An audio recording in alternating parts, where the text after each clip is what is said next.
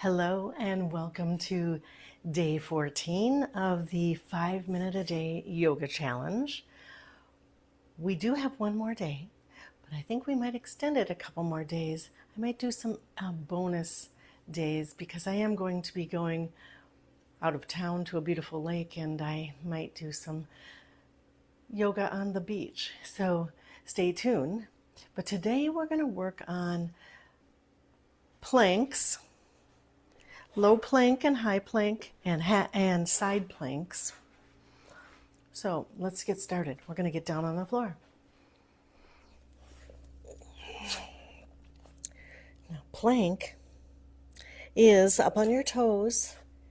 Hands are right below your shoulders. Fingertips are apart. And you're pushing back on your heels for stability. Your abs are engaged, your glutes are engaged, and you're breathing. Your neck is long, so you're elongating your body. You're like a plank, really. So I think I'm pretty straight here. And then just breathe and breathe. I stay in plank for probably about 20 breaths for sure during a class. But you can go up to 5 minutes if you want, if there's a plank challenge. Maybe we'll have a plank challenge. And then I'm going to lower my knees down just to get some wrist relief on my wrists.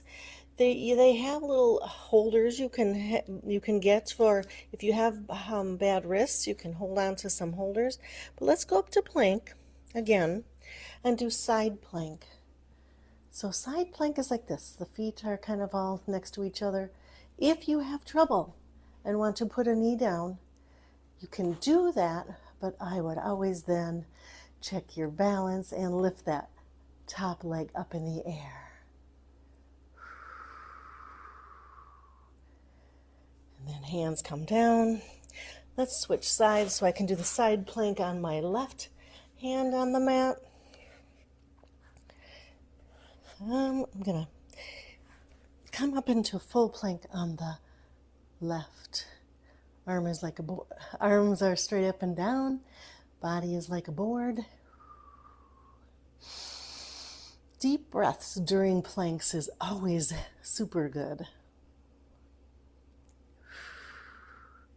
And bring your hands down, back into full plank again. And breathe. And if you really want to challenge yourself, lower yourself down to low plank. Elbows are close to the body. And then you just let your body come down to the mat. And let's do upward dog from here. So your palms are close to your shoulders. You're going to push yourself up for upward dog. Your elbows are still bent. Your body is lifted. Upward dog. And then lower yourself down. Come down to your elbows. This is a nice resting pose after plank.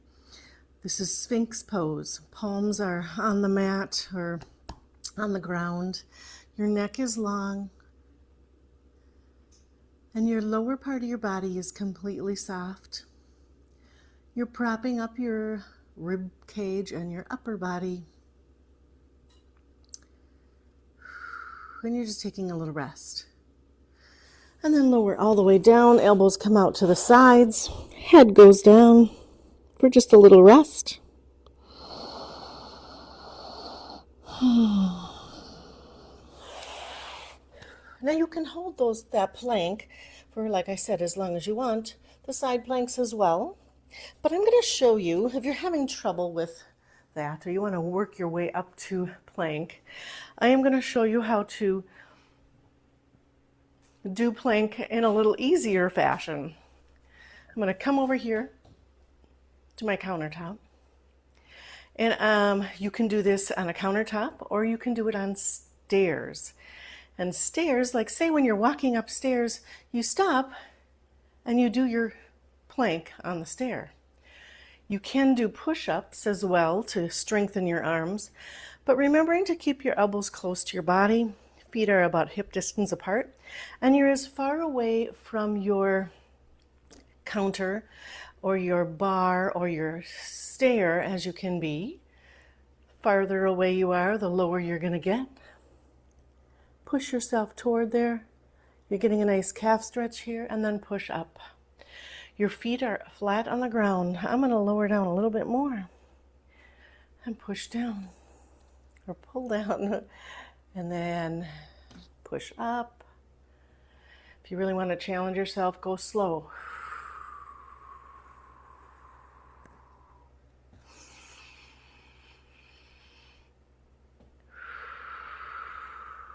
One more, let's do one more.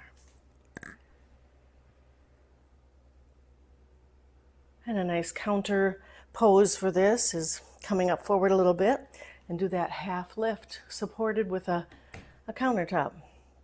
Sticking your hips back, elbows bend down toward the earth, and you drop your head through, taking a nice upper back stretch. So there we had variations of the plank on the ground, side planks, supported side planks where you can drop that knee down.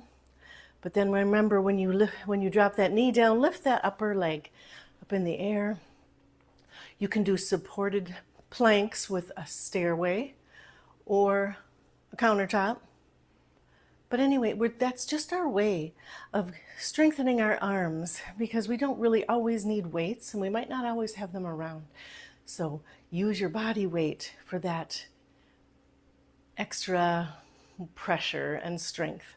So thank you for joining me today. We'll see you for our next day on day 15. Have a beautiful rest of your day.